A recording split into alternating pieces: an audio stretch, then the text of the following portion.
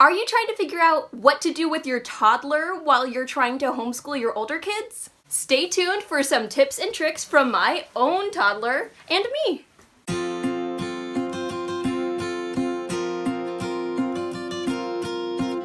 So just for some background, my daughters are 6, almost 7, 5, and this one is a year and a half. Say hi!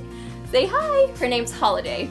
I'm gonna try to see if Holiday will sit here on my lap this entire time, but this is kind of just to illustrate how crazy life can be with a toddler, and I'm sure if you're watching this video, you already know.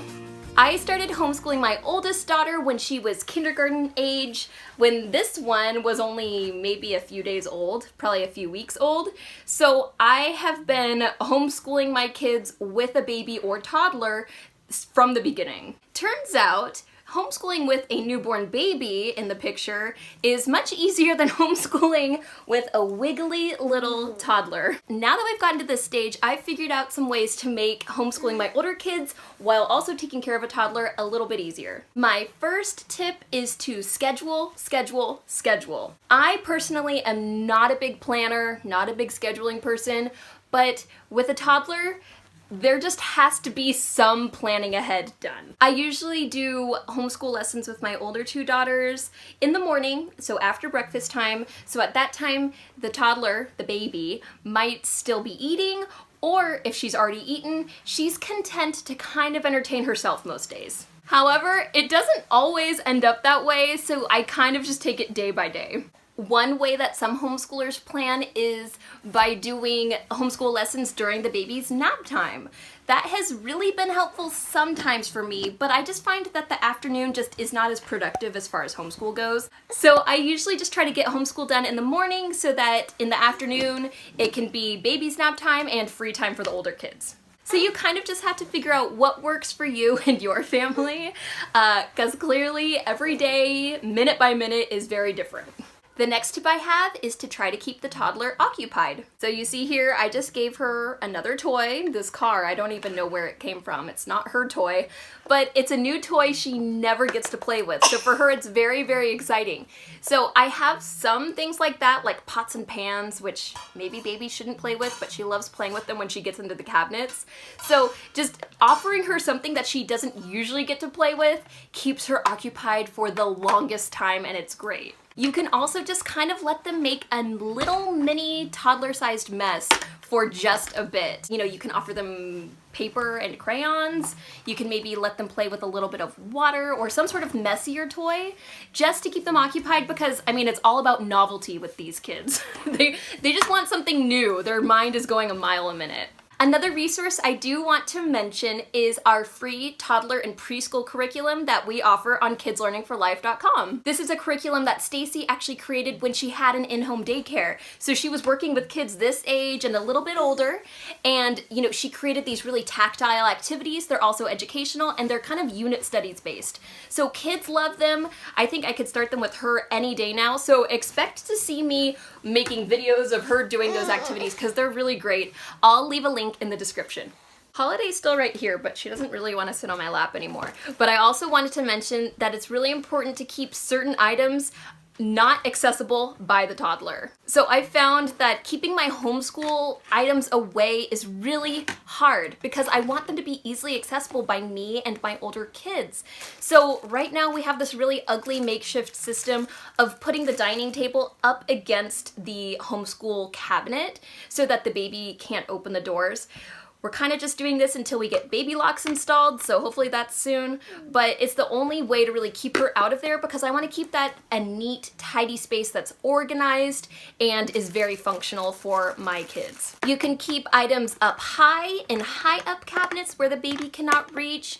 You can just make sure to install child locks on everything. I know it's not ideal, but it's just kind of the reality of the situation with a toddler. Also, if you have the space, you can designate a certain area in a certain room for homeschool items that the toddler can't necessarily access. Whatever you do, I just suggest trying to keep your homeschool stuff as organized as possible because I know with multiple kids, things can get messy, life gets disorganized, but I try to keep at least that one aspect of my life, my homeschool life, in order. So it's important to keep all that away from the toddler. Another tip I have is to get the toddler involved. Obviously, this toddler is not doing math or language arts, but she can still participate in certain aspects of my homeschool. Science is one subject that is actually particularly easy to get a toddler involved. So for me, this is basically nature study. When we go up for nature study, I can also get the baby all, situated with her shoes on so that we can go walk around outside and just observe what we see. And, she thinks that's fun too, and it's getting her used to the whole nature study concept. So I enjoy doing that with all of my kids. It's a really good way to get the whole family involved. It's also never too early to encourage a love of reading. So during free read time, my older kids and I will pull out our books and read whatever we're working on reading that day. And even the baby will come up with one of her, heavy cardboard books and just kind of flip through. She's just copying us, but hey, I'll take it because that's still teaching her that reading is fun and it's important and it's something that we can all do, and she doesn't have to feel left out. This toddler in particular loves to pretend to read, and she's actually very gentle with books, so I have no problem with her doing that, even though she destroys my bookshelf on a daily basis. You can also encourage your older kids to maybe try to read aloud to the toddler or try to teach the toddler some sort of lesson. Currently, my older kids are trying to teach the toddler to talk. She's kind of a later talker than my older two were, so we're teaching her which sounds make which words, and it's really fun. They'll also sometimes kind of read aloud to her, which is a great way for her to learn the love of reading, and is also a great way for my older kids to practice their reading. Another thing that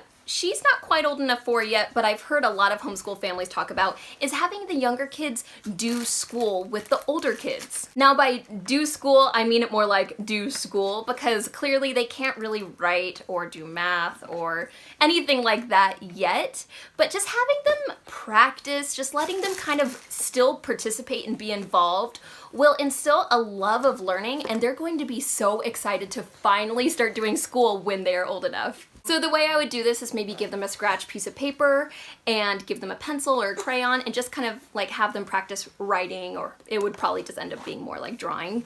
Or, having them have math manipulatives that they can play with as well. So there are all sorts of ways you can get the little toddler guys involved so that they don't feel so left out. Homeschooling with a toddler is basically just parenting with a toddler, which, as we all know, can be frustrating, but also really rewarding.